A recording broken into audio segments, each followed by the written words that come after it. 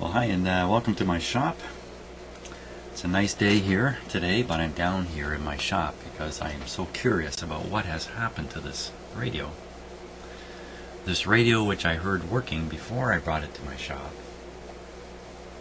and which now doesn't seem to work. I am so desperate to try something.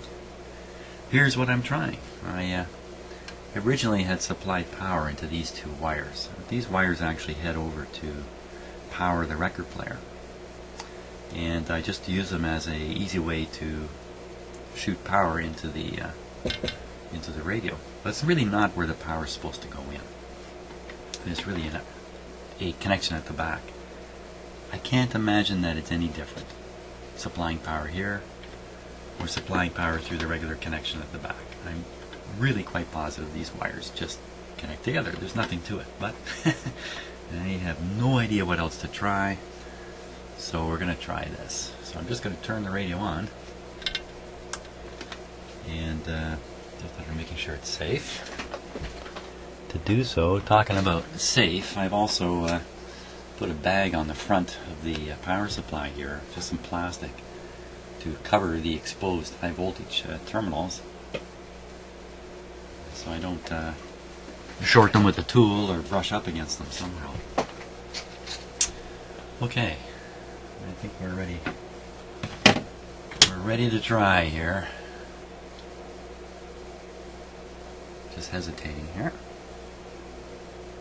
Yep, so we're on AM. Here we go.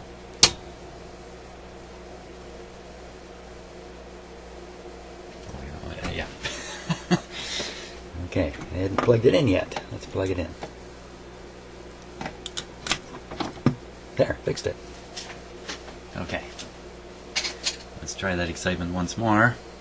And keep your eye on this meter here. It should kind of pop up and slap back down. There it goes. Okay, our load limiting light bulbs have lit up the way I would expect. Got the tubes lighting up.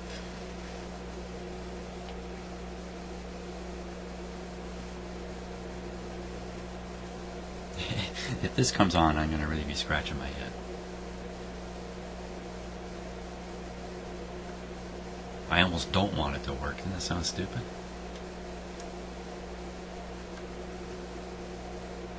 So, boy, everything seems to be heated up already.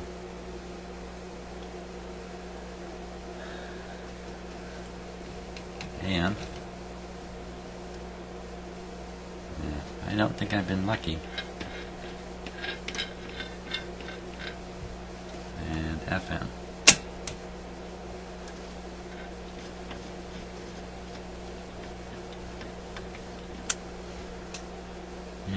Okay, well, just as I suspected, that didn't make any difference at all. Let me just double check on the output again and make sure there's something there. I'm just going to touch those points I know will generate a response.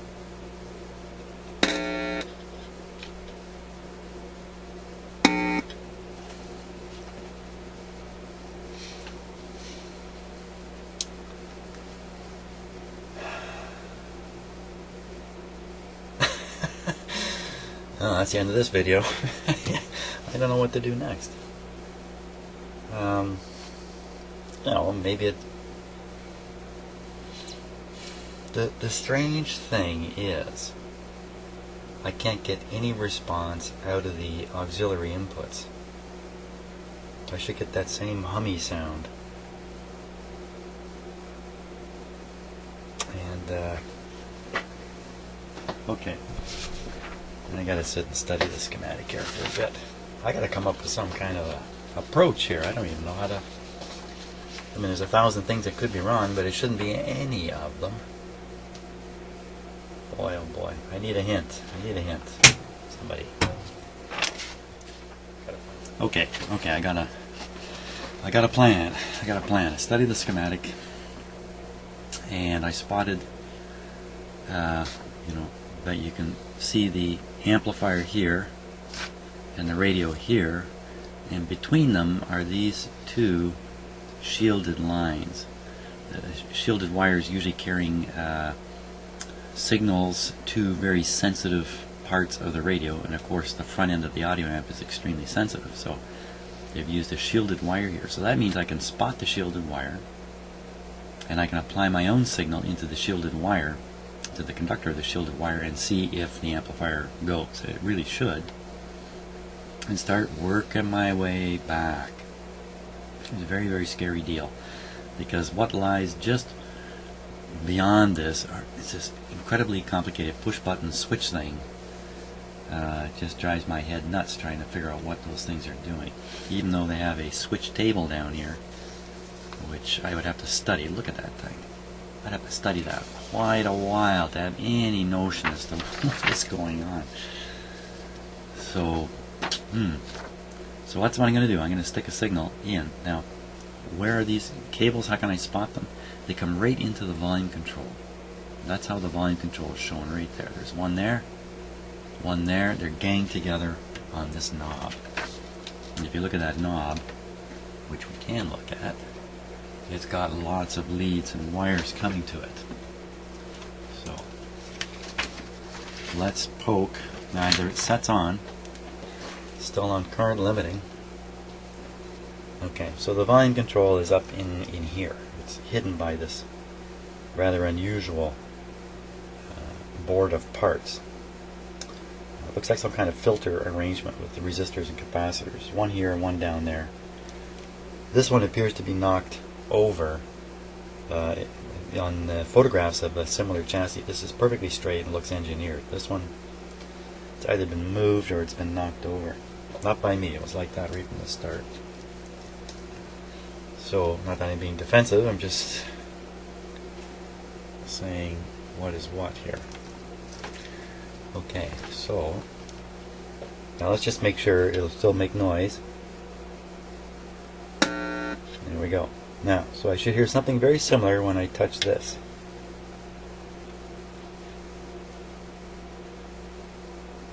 Okay, turn the volume up.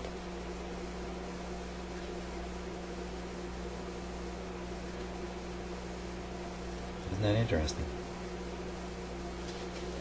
For sure I'm on the conductor of the shielded wire.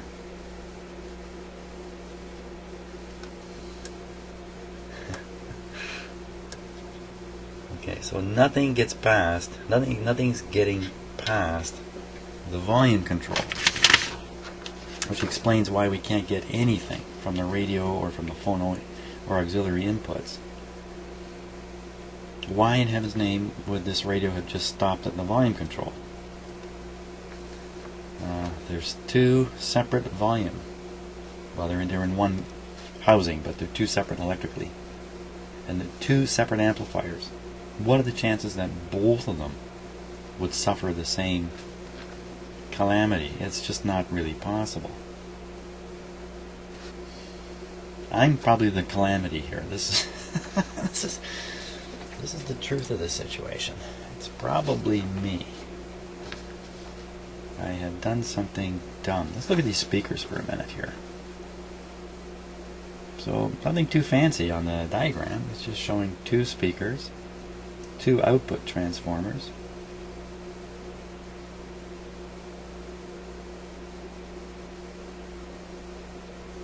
Nothing fancy there at all.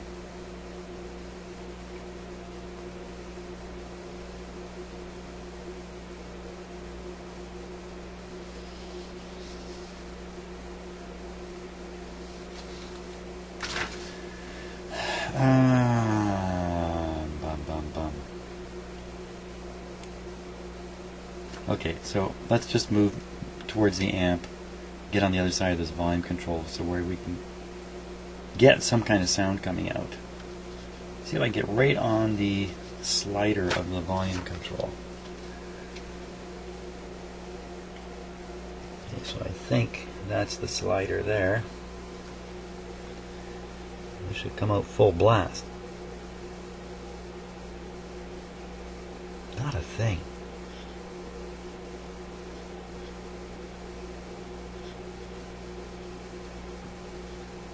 Not even a click.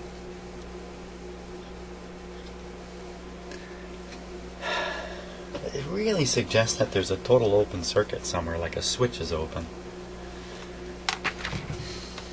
Let's put it back on AM here.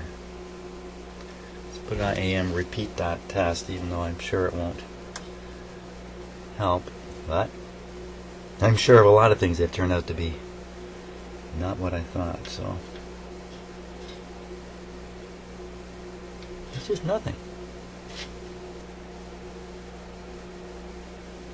There's just nothing.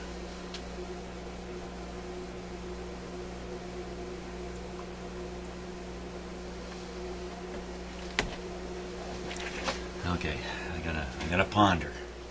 Okay, so my theory now, it's not even a theory, it's just a wild guess, is that even though I got a hum to come out of both of these amplifiers, it's because I managed to feed a signal right into the final output tube, the EL84s, even though I'm poking around near this tube back here, which is an ECC83, the dual triode. It could be these two dual triodes have no B+.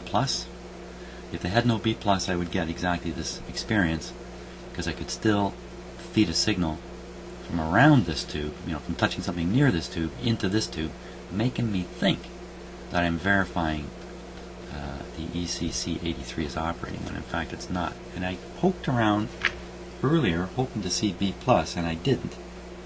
I just wrote it off to I didn't poke around enough, but you know what? I'm going to poke around some more here and see if we can find anything that shows B+, or any voltage on any location around those tubes. Last time I was hunting for noise. This time I'm going to hunt for voltage. Oh, let's put the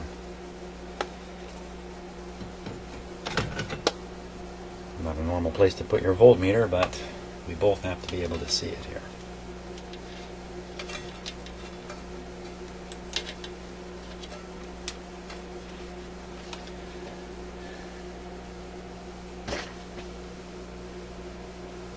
Away we go.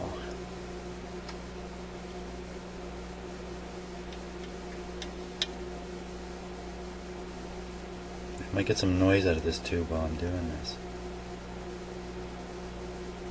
Nothing there. Nothing there.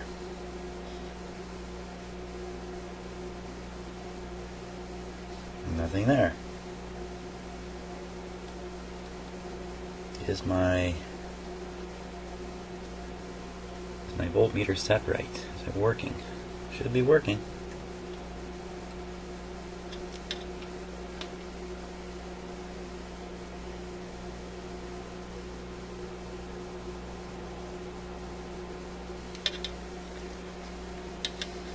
And my voltmeter battery's going dead. I have another voltmeter I have to pull out. Ooh, make me jump. Oh my gosh, look at that. So that's exactly it. Look at the Hummer has 200 volts on it, so that's probably the plate. And so the plate, well, it's got 200 volts on it. Only guessing here. So in effect, I'm feeding this hum from the plate of this tube into the grid of the next tube, and that's why we can hear it.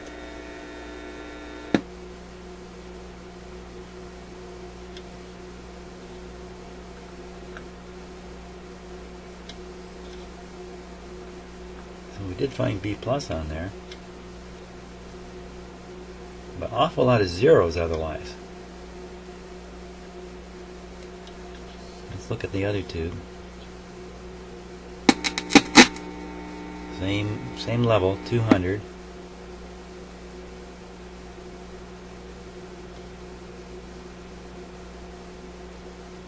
On one pin. You know, there's two plates in this tube. There's two tubes in this tube. Oh, there's the other one. Yeah, it's a little hard to test on this side. Let's see. And my B+ theory is going down the drain here.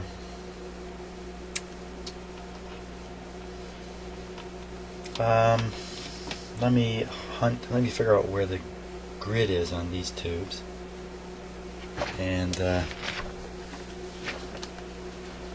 we'll jam a little signal into the grid here.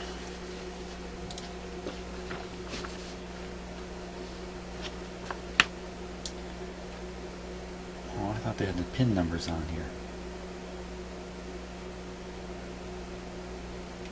No pin numbers. Okay. Okay, so I got to get an ECC 83.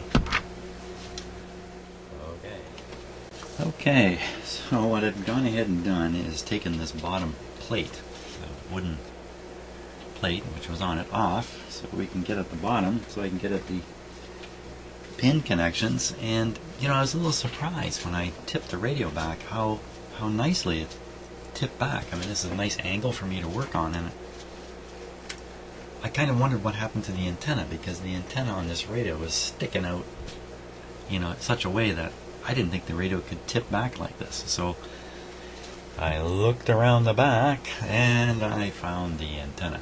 It broke it right off. So this isn't terribly serious. I was already half off. I've just finished the job by tearing these wires away here. So now the radio has no AM loop antenna. So it shouldn't prevent us from continuing. Since we're not too interested in what it's receiving at the moment, we're more interested in what's coming out the speaker. Anything at all, please. Also, opening it up gave me a chance to examine the gray power wire coming from the side here. You can see it right here. And sure enough, it connects to the other power wire that goes to the terminals on the back. So I can't use the terminals on the back anymore with the radio tipped, so I've reverted back to this great arrangement here. So I'm feeding power in on the wire that actually is supposed to feed power to the record player. Kind of 6 of one, half a dozen of the other. So, but this does give me a beautiful access to the tube pins.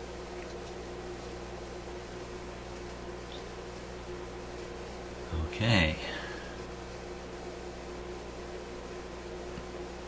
And I've examined things. I'm looking at it again. I've examined everything. Everything looks really good. It looks to be in top shape.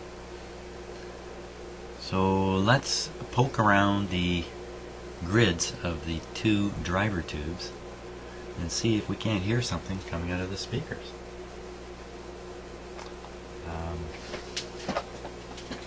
gotta plug it in here.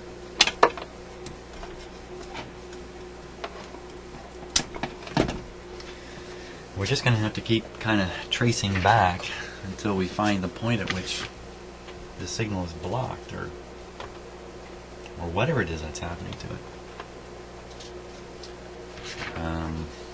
So it's pins 2 and 7 that are the grid. Now, let me give a good look at this, because it's quite a different position. Okay, I think we're fine. We'll power on. We're still on AM.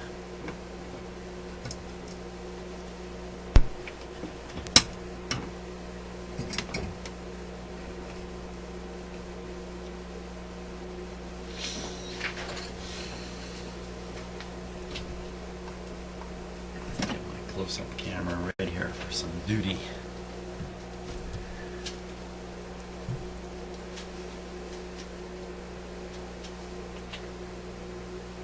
Okay, so the set should be warmed up now.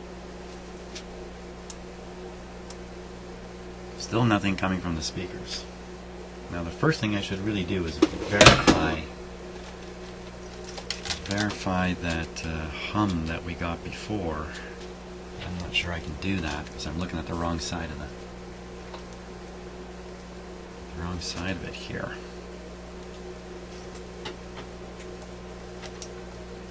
Let's give it a try.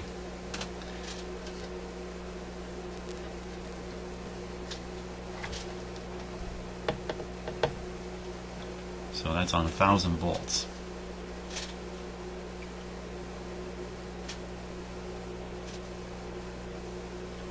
Go right for pin 2 and pin 7.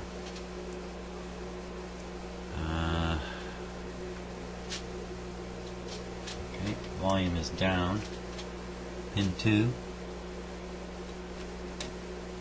pin 7.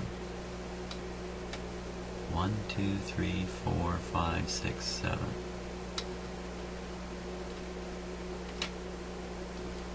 Got it in the wrong way. Pin 2.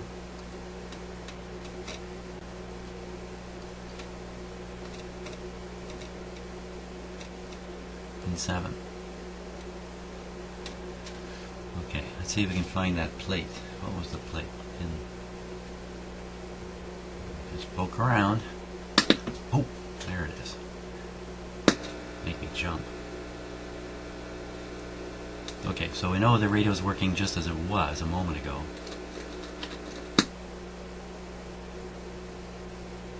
There's no output from these tubes.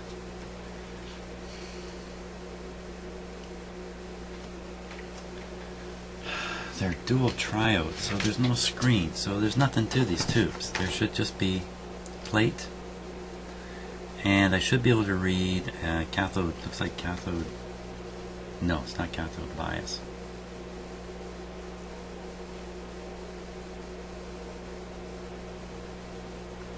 Cathode bias on the output tubes, but not on these, I don't think.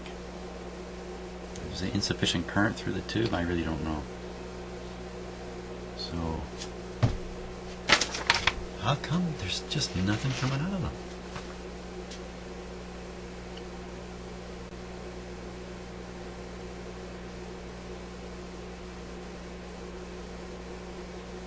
Ooh, okay, let's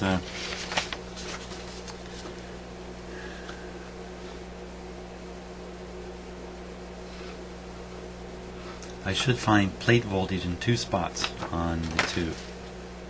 Well, I did, didn't I? Did I? Didn't I? Did I? Didn't I? Didn't I?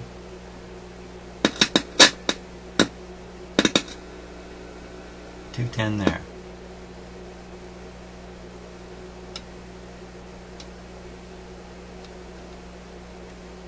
.210 there. No sounds.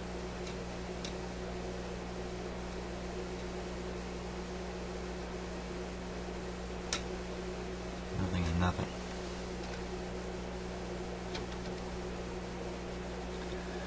See if it's over here the same way.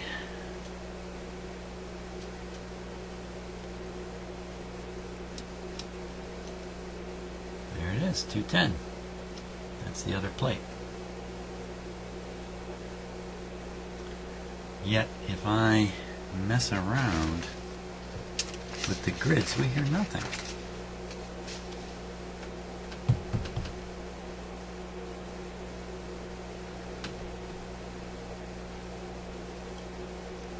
Well, let's assume then I'm way off base and it really is the output tubes and the hum I'm hearing in the speaker is some phenomenon I don't understand. And let's just see if there isn't B plus on the output tubes. So it's an EL84. I'm not sure where you'd find it, so let's go poking. There it is right there.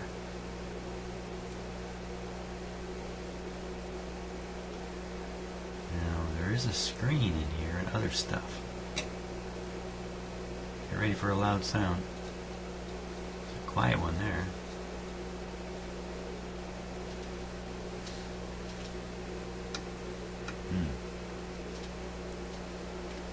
It's a big red wire here with nothing on it. That's a little odd.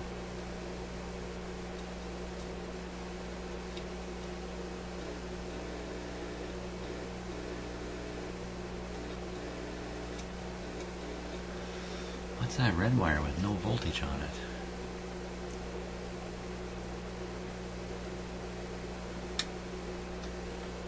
Now, often radio designers use red wires to depict the path of the B plus through the radio. Not always. Not always, but... So, there's 2 of them here. One there, one there. Nothing on them.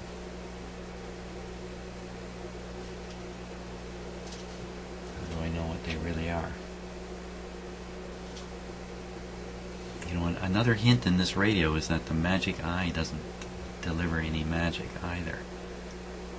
It has nothing to do with the output stages I'm testing right now.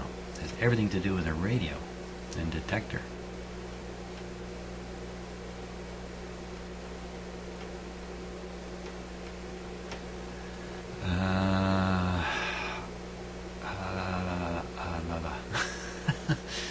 Yes, I am stumpaged big time here.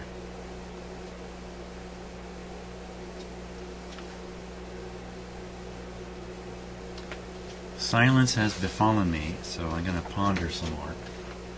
Maybe I need more coffee. That's what it is. I don't have enough coffee. Okay, so one of the smart things I did before I took this stereo unit to bring it here to my shop was I photographed it in its original spot. And so here's some of the photographs here. I don't want you to really study them, but I just wanted to show you what happened. It was very smart to take the photographs. There's the whole player. Sorry it looks so bad on my finger marked tablet here, the way I'm showing it. If I do that.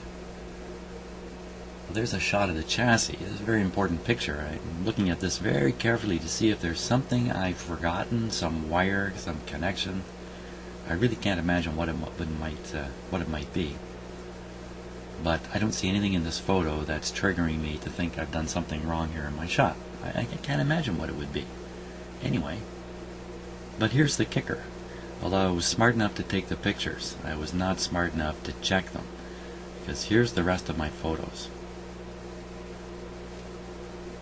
Something went wrong with my camera. And so I only got 3 or 4 photos of about 10 or 12 that I took, which show all kinds of detail. And I just never had a camera failure with my tablet here before or since. But in any case, I think I'm barking up the wrong tree anyhow, because I'm pretty sure that there's no other connection issue here. Oh my gosh, I'm really stumped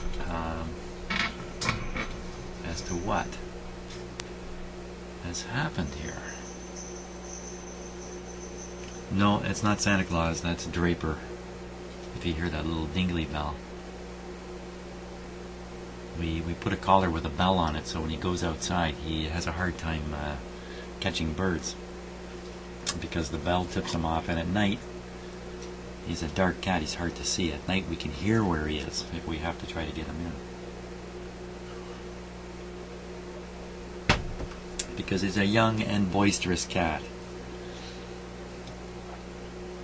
Okay, the little cat diversion hasn't helped me either to sort this out. I really don't know where to go with this.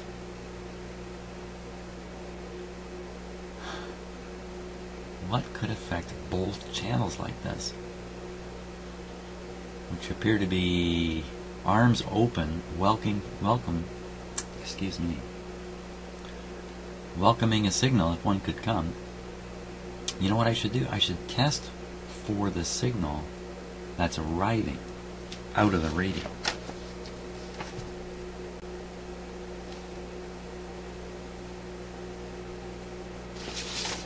That's arriving at the amp. In other words, where I was testing where the shielded wire goes into the amplifier, I should check that shielded wire to see what is on it, what kind of signal's on it.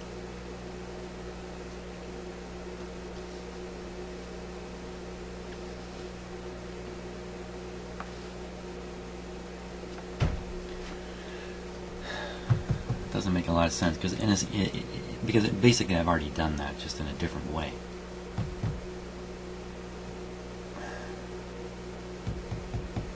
I don't know. I'm stumped. I think I gotta go on to other things today, so I'm making no progress. What a disappointment. After getting that string on there, I was so excited. Well. Yeah, perseverance, that's what it takes, and some time. And maybe you know what it is I'm doing wrong here. You can clue me in if I am doing something wrong. Very mysterious. Well, let's shut it down and let's going to be raining later this evening. I'll be back in my shop. Maybe between now and then I'll figure it out. You never know. See you later.